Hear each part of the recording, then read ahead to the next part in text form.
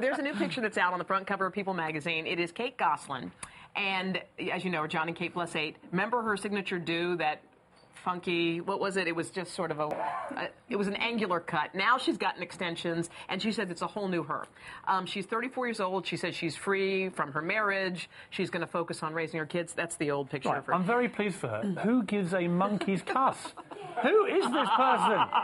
Who is Kate Gosselin? Seriously. As the crew of I mean, look, in the litany of superstars this country's produced, Frank Sinatra, yes. Elvis Presley, Kate Gosselin. Yeah. Why is this creature all over the front pages of your magazine? Creature? Huh? These reality shows... in a nice way, but I mean, why is she famous? Well, think about all these reality shows that are giving birth to these celebs that are becoming big deals. And they aren't just getting 15 minutes of fame anymore, are they? I mean, some of these people, like, there's a new show out called The Jersey Shore.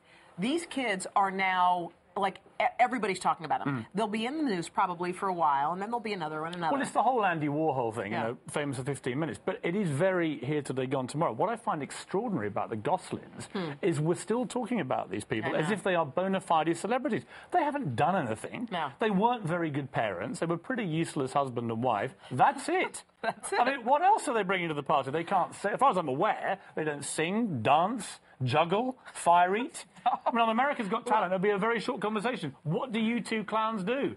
Answer nothing.